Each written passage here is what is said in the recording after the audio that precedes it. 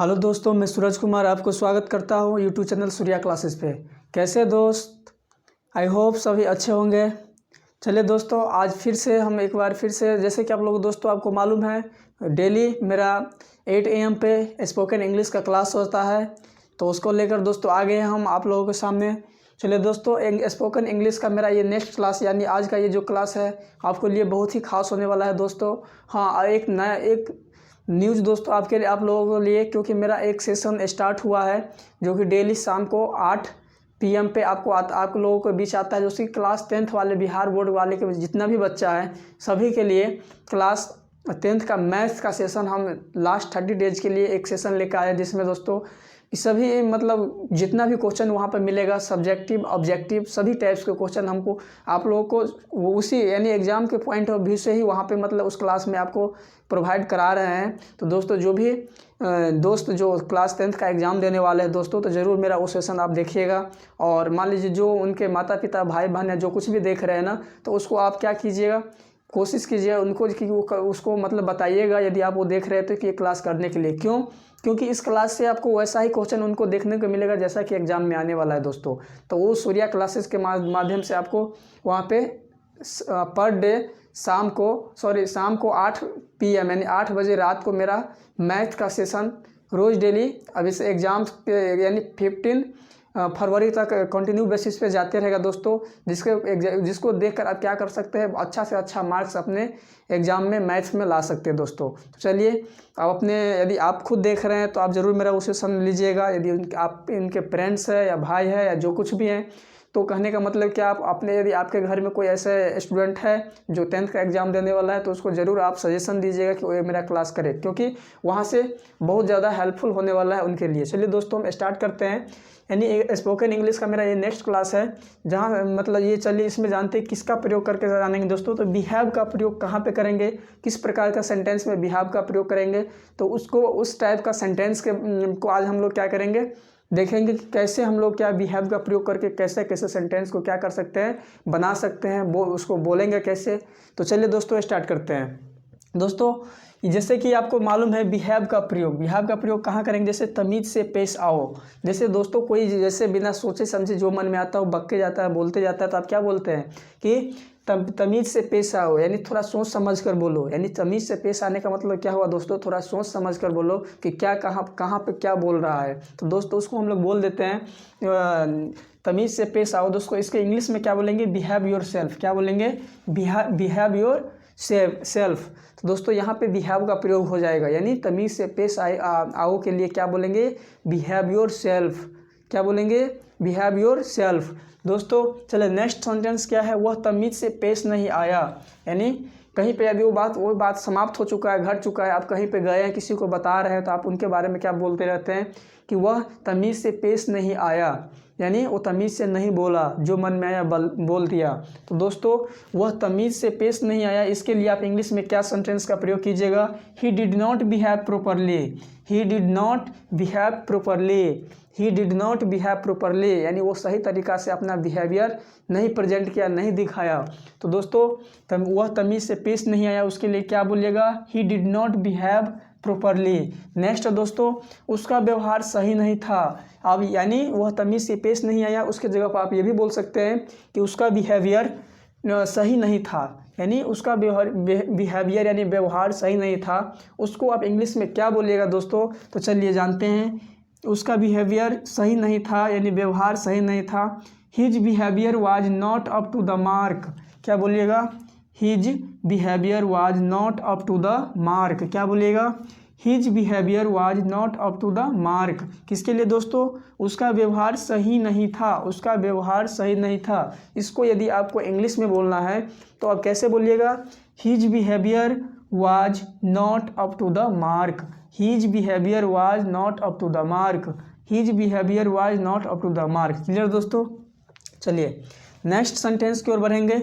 हर machine अलग अलग तरह से काम करती है। जैसे कुछ सबको मालूम है कि सिलाई मशीन अलग तरह से काम कर रहा है, या अलग मशीन होगा, यानी साइकिल का जो मशीन है अलग तरह से काम करेगा, 4 चक्का यानी का गाड़ी है, बस है, उसका इंजन इस अलग तरह का मशीन, ये सभी क्या है, मशीन ही है। तो सभी मशीन क्या करते हैं, अलग अलग तरह से काम करते हैं। तो हर मशीन अलग अलग तरह से काम करती है। यदि ये बात हमको इंग्लिश में बोलना है तो इंग्लिश में क्या बोलेंगे दोस्तों, each machines behaviour different, each machines behaves different. क्या बोलेंगे, each machines behaves different, each machine behaves different. Clear दोस्तों।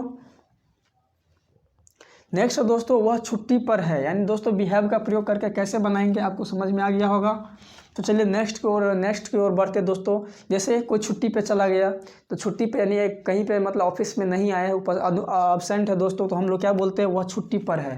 यानी जो नहीं आया उसके बारे में बोलते हैं। कोई पूछता है कि वो कहाँ है, तो क्या बोलते हैं, वह छुट्टी पर है। तो दोस्तों वह छुट्टी पर, इसके लिए इंग्लिश में आप क्या बोल सकते हैं, he is on leave, he is on leave, he is on leave, यानी वह छुट्टी पर है। वह छुट्टी पर है कि इसके लिए क्या बोलिएगा, ही इज़ ऑन लीव, यानी वह छुट्टी पर है। दोस्तों उसने छुट्टी ली, या आप इसके जगह पर यह भी बोल सकते हैं कि उसने छुट्टी ली है। उसने क्या छुट्टी ली है, तो उसने छुट्टी ली है, उसके लिए क्या प्रयोग कीजिएगा, ही हैज़ टेकन लीव। दोस्तों वह छुट्टी पर है, इसके लिए ही इज़ ऑन लीव, उसने छुट्टी ली है, he has taken leave, he has taken leave, उसने छुट्टी ली है, इसके लिए क्या बोलेंगे, he has taken leave. Next दोस्तों, उसने एक दिन की छुट्टी ली है। जैसे आप बोलिएगा कि उसने छुट्टी ली है या छुट्टी पर है, तो सामने वाला पूछ सकता है आपसे, अच्छा छुट्टी पर है तो ये कितने दिन के छुट्टी पर है, आपसे क्वेश्चन कर सकते हैं। तो आप बता सकते हैं दोस्तों, उसको क्या बता सकते हैं, उसने एक दिन के छुट्टी पर है, छुट्टी ली है, तो इसके लिए एक दिन के लिए he has taken leave for a day, he has taken leave for a day, यानी अ का मतलब एक दिन। यदि मान लीजिए 2 दिन का छुट्टी लिया है, तो इसी में आप क्या कर सकते हैं, he has taken leave for 2 days.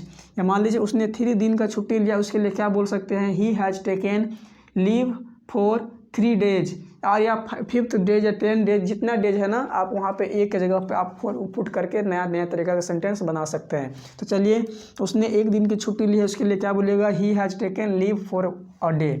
इसके लिए दोस्तों ये तो हो गया एक तरह का सेंटेंस।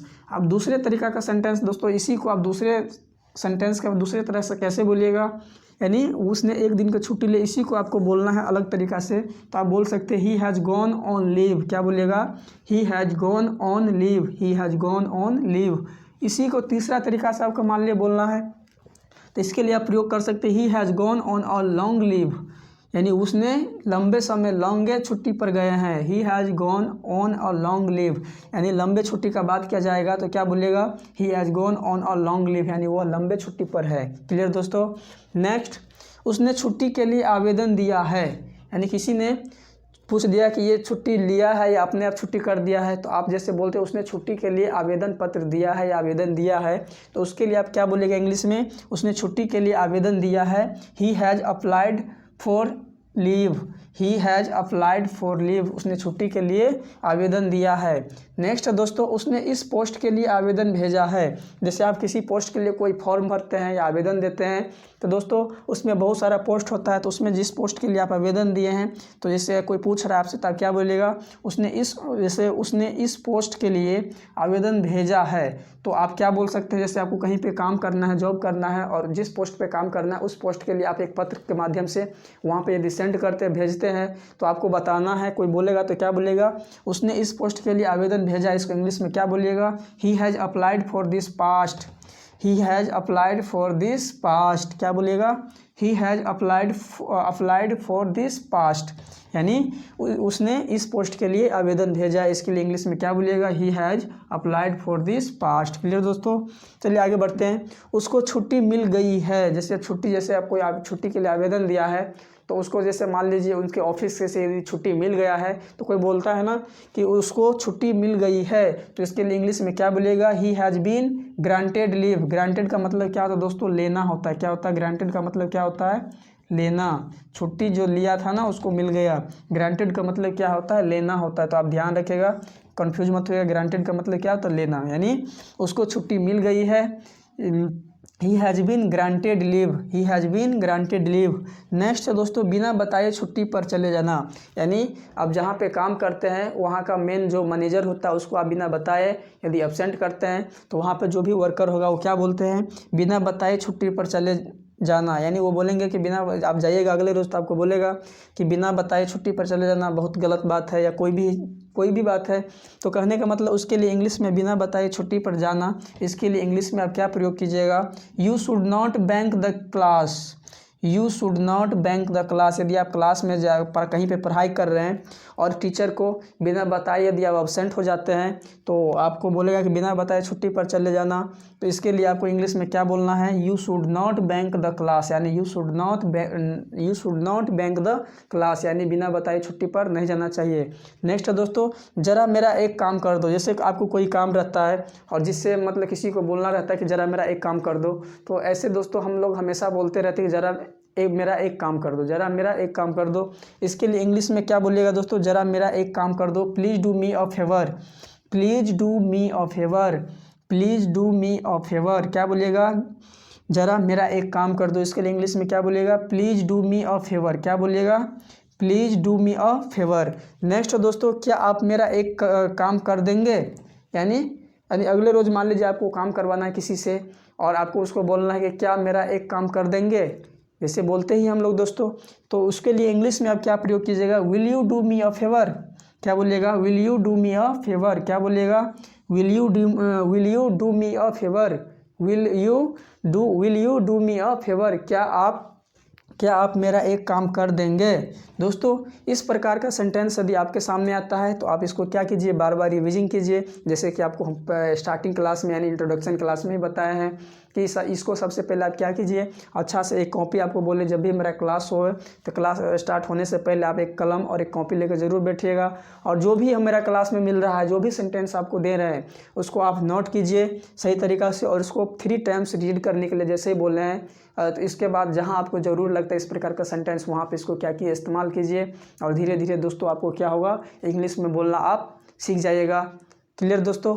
चलिए दोस्तों इस क्लास में आज इतना ही, फिर मिलते हैं दोस्तों नेक्स्ट क्लास में। और दोस्तों इस वीडियो को लाइक शेयर और सब्सक्राइब बोलने का ज़रूरी नहीं पड़े दोस्तों, यदि आप खुद से इसको कर दीजिए। यदि बोलते हैं तो समझिए आपको वैसे ध्यान नहीं रहा, इसीलिए हमको बोलना पड़ता है दोस्तों, आप खुद से कर दीजिए लाइक शेयर और सब्सक्राइब। यदि नए स्टूडेंट हो तो सब्सक्राइब भी कर लीजिए।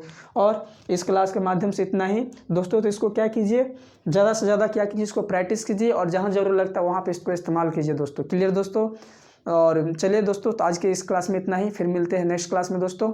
तो टेक केयर, बाय बाय।